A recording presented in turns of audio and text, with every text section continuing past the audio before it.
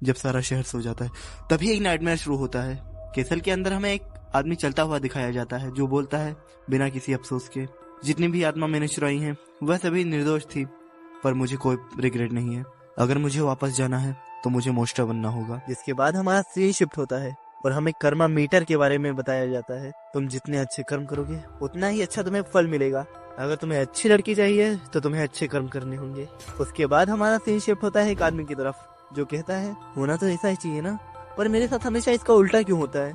जब भी मैं कर्म करने जाता हूँ किस्मत मेरे साथ कांड कर देती है। उसके बाद हमें वही आदमी कहीं चलता हुआ दिखाई देता है जो कि बता रहा होता है मेरा नाम पार्क सियोजुन है और मैं 25 का हूँ और मैंने अपनी पूरी लाइफ अच्छे कर्म करने में लगा दी। इसके बाद वो हमें अपने बचपन की कहानी बताने लगता है। जिस सीढ़ी से वो पेड़ पर चढ़ता है उसके दोस्तों के पैर लगने की वजह से वो सीढ़ी गिर जाती है और वो पेड़ पर फंस जाता है।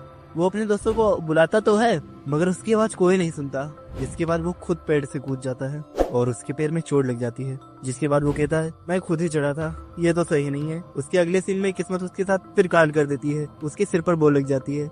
बेचारे की किस्मत आती तो है मगर इसका बेड लग देख के वापस चली जाती है। इसके बाद हमारा सीन कुछ सालों बाद इसके स्कूल में शिफ्ट होता है जहाँ हमारा मेन कैरेक्टर स्कूल में कहीं जा रहा होता है और उसे एक रिबन गिरा मिलता है जिसे देख कर वो कहता है लगता है किसी लड़की ने गिरा दिया। जब वो टीचर को रिबन देने के बारे में सोच ही रहा था तभी उसके पीछे हमें 3 आदमी दिखाए जाते हैं जो उससे गुस्से में पूछते हैं हे तुम क्या कर रहे हो, क्या तुम लड़कियों के टॉयलेट में गए थे। वो मना कर ही रहा होता है कि तभी उसके पीछे से कुछ लड़कियां कहती हैं देखो वो कितना बेकार आदमी है, हमें छुप के देख रहा था। उसके बाद वो सारी लड़कियां उसे गुस्से में देख के वापस जा ही रही होती हैं। फिर हमारा हीरो उन्हें बताने जा ही रहा होता है कि वो निर्दोष है। तभी उनमें से एक बीच वाला बुली उसके कंधे पे हाथ रख के बोलता है साहब जी आप कहाँ जा रहे हैं, जरा सा किनारे में चलेंगे, हमें आपसे थोड़ी सी बात करनी है। फिर हमारा मेन कैरेक्टर उससे डरते हुए बोलता है जरा सा धीरे मारना। उसके बाद उस बेचारे की बहुत पिटाई होती है। इस कांड को बहुत साल हो गए फिर भी हमारे मेन कैरेक्टर के साथ कुछ अच्छा नहीं हुआ। वो बेचारा हर बार कर्म करने की कोशिश करता और किस्मत उसके साथ कांड कर देती। जब हमारा मेन कैरेक्टर कहीं जा ही रहा होता है तो रास्ते में वो एक भिखारी को देखता है और हेल्प करने जाता है, पर उसके पास थोड़े ही पैसे थे। हमारा मेन कैरेक्टर माफी मांगकर कुछ कहने ही जा रहा था। फिर भिखारी उससे कहता है चल गरीब, बस इतना ही। फिर हमारा मेन कैरेक्टर भिखारी की बात सुनकर वो कहने लगता है मैं इतना ही। बोलते उसके सिर पे एक चिड़िया पोटी करके भाग जाती है। ये देखकर वो भिखारी हमारे मेन कैरेक्टर पर हंसते हुए बोलता है तेरे साथ ऐसा ही होना चाहिए। फिर हमारा मेन कैरेक्टर बोलता है पता नहीं मैंने किस गॉड की बेटी भगा ली है, जो मेरे साथ हमेशा ऐसा ही होता है। इसके अगले सीन में हमारा हीरो बस स्टॉप पे खड़ा होता है और सोच रहा होता है किसी दिन तो किस्मत का पहिया घूमेगा और मेरे साथ कुछ अच्छा होगा। वह यह सोच ही रहा होता है कि उसकी शर्ट पकड़कर एक बुढ़िया बोलती है बेटा मैंने बहुत सामान लिया है, क्या तुम मुझे रोड क्रॉस करा दोगे। हमारा हीरो उस बूढ़ी औरत को रोड क्रॉस कराने के लिए मान जाता है। यही उसकी जिंदगी की सबसे बड़ी गलती थी। रोड क्रॉस करने के बाद उस बूढ़ी औरत के हाव भाव ही बदल जाते हैं और वो बूढ़ी औरत हेल्प हेल्प करके चिल्लाने लगती है। वो बूढ़ी औरत चिल्लाते हुए कह रही होती है कि बचाओ बचाओ ये मुझे छेड़ रहा है। वहीं खड़े कुछ लोग कहते हैं हे भगवान कितना घिनौना इंसान है रे तू, दादी को परेशान कर रहा है, कोई पुलिस बुलाओ। यह सुनकर हमारा हीरो डर के ये कहकर भाग जाता है मैंने कुछ नहीं किया, मैं तो उस बूढ़ी औरत को सिर्फ रोड क्रॉस करा रहा था। उसके बाद हमारा हीरो हांफते हुए कहता है ये तो मेरा श्राप बन चुका है, ये मेरे साथ ही क्यों होता है। तभी धड़ाम से उसके सिर पे एक गमला गिर जाता है। हमारा मेन कैरेक्टर गिर जाता है और दर्द में कहता है मैं तो सबका सिर्फ अच्छा ही कर रहा था। तभी हमारे हीरो के सामने एक परछाई नजर आती है। वो परछाई उसी बुढ़िया की थी जिसकी हमारे मेन कैरेक्टर ने मदद की थी। वो बुढ़िया हमारे मेन कैरेक्टर को ठरकी कह के मारने लगती है। हमारा हीरो कहता है मुंह में नहीं। तभी वो बुढ़िया हमारे हीरो को पीट पीट के मार डालती है। तभी हमारा सीन शिफ्ट होता है एक जगह पर जहाँ पूरा अंधेरा था। हमारा हीरो कहता है क्या मैं मर चुका हूँ। तभी हमारे हीरो के सामने एक बहुत तेज रोशनी में एक एंजल प्रकट होता है जो कि हमारे हीरो से कहता है माँ के लाडले कैसे हो। हमारा हीरो उस एंजल को देख के कहता है मेरा नाम गबेल है और मैं एक आर्क एंजल हूँ, मैं तुम्हें तुम्हारे कर्मों की पनिशमेंट देने आया हूँ। फिर हमारा हीरो डर के कहता है मैंने तो सिर्फ जिंदगी भर अच्छे कर्म किए हैं, फिर मेरे साथ ऐसा क्यों हो रहा है।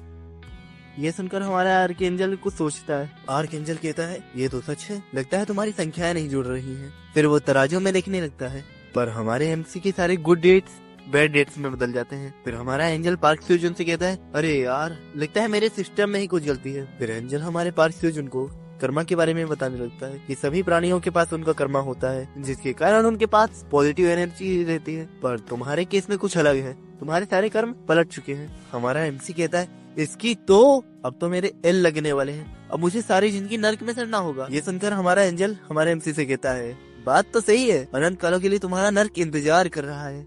ये सुनकर हमारा एमसी रोने लगता है। फिर एंजल बोलता है लेकिन तुम चिंता मत करो, क्योंकि मैं अपने बनाए हुए किसी भी जीव को अकेला नहीं छोड़ता, मैं तुम्हारे लिए कुछ करता हूँ। इसके बाद एंजल हमारे एमसी के सामने बहुत सारी ब्रह्मांड खोल देता है और एमसी से कहता है, मैं इनमें से किसी भी ब्रह्मांड में तुम्हें रिकार्नेशन दे सकता हूँ, पर तुम्हारी पृथ्वी पे वापस नहीं भेज सकता, क्योंकि तुम्हारी दुनिया में कोई मैजिक नहीं है और कोई मर के वापस नहीं आ सकता। और हमारे एमसी से कहता है, मुझे तुम्हें कहीं और भेजना होगा। फिर हमारा आर्कएंजल एक दुनिया देखता है बहुत सारे मैजिक के साथ। वहीं पर अभी एक मैच की मृत्यु हुई है, जिसे एंजल हमारे एमसी को दिखाते हुए कहता है, इसी की जगह तुम्हें लेनी है। इसकी एंशिएंट मैजिक करने की वजह से डेथ हो चुकी है। हमारा एमसी टेंशन में एंजल को ही देख रहा होता है। तब एंजल कहता है, मुझे पता है तुम कर लोगे, और मैं तुम्हें एक रिवर्स कर्मा की गलती की वजह से एक सिस्टम दे रहा हूँ जिसे अल्टीमेट कर्मा कहते हैं। तुम्हें व्हाइट मैच को ढूंढना होगा, वही तुम्हें पृथ्वी पर वापस भेज सकता है। एमसी बोलता है, पर मुझे क्या करना है? एंजल कहता है, मुझे नहीं पता, यूनिवर्स में कुछ भी हो, मैं कुछ नहीं कर सकता। और गुड लक कहकर वो हमारे एमसी को दुनिया से फेंक देता है। फिर हमारे एमसी की आंखें उसी आदमी के अंदर खुलती हैं और वो बोलता है, सच में मेरे पास अब दूसरा मौका है। वो सिस्टम को देखकर कहता है, अब सिर्फ मुझे व्हाइट मैच को ढूंढना है और मैं पृथ्वी पर वापस जा सकता हूँ। सिस्टम ने उसे व्हाइट मैच को ढूंढने का मिशन भी दे दिया है। फिर वो चलता हुआ आईने के पास खुद को देखने के लिए जाता है। कहता है, मैं बुरा तो नहीं लग रहा और एक अच्छे आदमी की तरह लग रहा हूँ। इस आदमी के मुस्कान के पीछे कितना अंधेरा है। फिर वो गेट से बाहर निकल जाता है और वो जो देखता है उसके होश उड़ जाते हैं। उसके सामने सिर्फ डीमंस खड़े थे जो उसे अपना लॉर्ड कह रहे थे। तभी उसके कंधे पर एक गोब्लिन हाथ रखकर कहता है, मेरे लॉर्ड, जब आप सैनिकों के सामने हो तो अपनी कैप मत भूलो। तभी वो गोब्लिन हमारे एमसी के बारे में बताते हुए कहता है, ऑर्क, डीमन, गोब्लिन, सभी लोग मेरे लॉर्ड के सामने झुककर नमस्कार कीजिए, जिसने अपनी जिंदगी में कभी अच्छे काम नहीं किए और जो खुद एक इवल रिइंकार्नेशन है, जिसका नाम है द ग्रेट ब्लैक मैज। यहीं पर हमारा एपिसोड 1 खत्म होता है। अगर आपको इसका एपिसोड 2 चाहिए तो हमारे चैनल को एपिसोड 2 की स्टार्टिंग में सभी मोस्टर्स हमारे एमसी की जय हो कह रहे होते हैं और उन मोस्टर्स को देख के हमारे एमसी की फट रही होती है और वो डर के मारे अपना रूम वापस से लॉक करके अंदर बंद हो जाता है। उसके हाथ कांप रहे होते हैं और वो डर के मारे कह रहा होता है, मुझे यहाँ से भागना होगा। तभी उसके पीछे से एक आवाज आती है, मैं के लाडले। फिर वो जब पीछे मुड़ के देखता है तो उसके पीछे एक गोब्लिन खड़ा होता है। एमसी उस गोब्लिन से कहता है, प्रकाश, तुम कौन हो प्रकाश? फिर वो गोब्लिन अपने बारे में बताते हुए कहता है, हाय, माय नेम इज ग्रट और मैं आपका नया एडवाइजर हूँ। आपने मुझे अभी कल ही हायर किया है। अच्छा, तो तुम मुझे ये बताओ कि 100 से भी ज्यादा मोस्टर्स मेरे दरवाजे के बाहर क्या कर रहे हैं? फिर वो गोब्लिन हमारे एमसी से कहता है, क्या आप मुझसे पूछ रहे हैं? आपने ही तो कहा था कि पड़ोस वाले गाँव पे हमला करने को, इसलिए तो सारी आर्मी इकट्ठा हुई है। फिर हमारा एमसी सदमे में उस गोब्लिन से उन्हें वापस बुलाने को कहता है। फिर गोब्लिन डर और टेंशन में हमारे एमसी को देखते हुए कहता है, मुझे लगा था कि आपको यही चाहिए, और वो डर की वजह से अपने शरीर पर आग लगा लेता है। बट हमारा एमसी गोब्लिन को बचा लेता है, जिसकी वजह से उसका सिस्टम एक्टिवेट होकर उसे गुड कर्मा का रिवॉर्ड देता है। फिर गोब्लिन हमारे एमसी के सामने बैठ के बोलता है, मुझे मेरी जान ले लेने दीजिए। मुझे पता है मैंने गलती की है, मगर मैं अपने पुराने साथियों की तरह नहीं मरना चाहता। उनकी चीखें आज भी इस महल में गूंजती हैं। फिर हमारा एमसी बोलता है, रुको, तुम कहना क्या चाहते हो? फिर गोब्लिन अपने मरे हुए साथियों की ओर इशारा करके हमारे एमसी को दिखाता है, जिन्हें देखकर हमारा एमसी शौक और सदमे में चला जाता है। उसकी आंखों के सामने लाखों गोब्लिन्स की मुंडियां टंगी हुई थी। फिर हमारा एमसी गोब्लिन से पूछता है, आखिर इन्होंने ऐसा क्या किया था कि मैंने इन्हें मौत की सजा दी? फिर हमारा गोब्लिन एक गोब्लिन की ओर इशारा करके उसका नाम बताता है, गोबर। ये गोबर की तरह अश्लील मुन्नियों के गाने सुन रहा था, जिसकी वजह से आपने इसे मुन्नी के कोठे पे भेज दिया। ऐसे ही हमारे एमसी ने सभी गोब्लिन्स की मृत्यु के रीजंस की वजह से जान ले ली थी। हमारा एमसी अपने हाथों की ओर देख के कहता है, हे भगवान, कितना कमीना था मैं। वो पीछे एक ग्रट को देख के बुलाता है, मगर ग्रट वहीं सदमे में जम जाता है। एमसी गोब्लिन से कहता है, ध्यान से सुनो, मैं तुम्हें मारना नहीं चाहता, मैं तुम्हें अपना असिस्टेंट पूरी जिंदगी के लिए बनाना चाहता हूँ। गोब्लिन हसरत भरी निगाहों से हमारे एमसी की ओर देखता है और कहता है, मुझे नहीं पता आप क्या कह रहे हैं, मगर शुक्रिया। फिर एमसी गोब्लिन से कहता है, तुम्हें अजीब लगेगा, पर तुम मुझे बता सकते हो मैं कौन हूँ? गोब्लिन कहता है, आप ब्लैक मैज हो। फिर हमारा एमसी गोब्लिन से कहता है, ठीक है, क्या मेरा कोई नाम है? गोब्लिन कहता है, हाँ, आपका नाम ब्लैक मैज है। फिर एमसी कहता है, अच्छा, ऑल राइट, ये जगह कौन सी है? गोब्लिन कहता है, अच्छा, मैं समझ गया, आप मेरे नॉलेज की टेस्ट लेना चाहते हैं ना? ये आपका कैसल है जो साउथ में है, जहाँ आप रूल करते हैं। एमसी अपने मन में हिचकते हुए सोचता है, इतना काफी नहीं था कि मैं मास मर्डर के रूप में पैदा हुआ और अब मेरे पास कमांड करने के लिए पूरा डिमन कैसल है। गोब्लिन हमारे एमसी को देख के फिर से अपनी जान तलवार से निकालने की कोशिश करता है, पर हमारा एमसी उसे बचा लेता है, जिसकी वजह से उसे सिस्टम फिर रिवॉर्ड देता है। एमसी गोब्लिन से कहता है, बस बहुत हो गया, मैं तुम्हें जिंदा रहने के लिए ऑर्डर देता हूँ, और अगर तुमने फिर से अपनी जान लेने की कोशिश की मैं तुम्हारा अंजाम सबसे बुरा करूंगा। हमारा एमसी ब्लफ कर रहा होता है, लेकिन गोब्लिन सदमे में चला जाता है, और हमारा एमसी ठंडी सांसें भरते हुए अपने सिस्टम को चेक करते हुए कहता है, मुझे वापस जाने के लिए व्हाइट मैच को ढूंढना होगा। मेरी लाइफ में मेरे साथ सिर्फ एक ही चीज अच्छी हुई थी, और वो थी मेरी माँ। और गोब्लिन से पूछता है, क्या तुम ये स्क्रीन देख सकते हो? लेकिन गोब्लिन इधर उधर देखते हुए कहता है, मुझे कुछ नहीं दिख रहा मास्टर। और एमसी सोचता है कि यह सिस्टम सिर्फ मुझे ही दिखेगा, और इसके बाद वो गोब्लिन से व्हाइट मैच के बारे में पूछता है।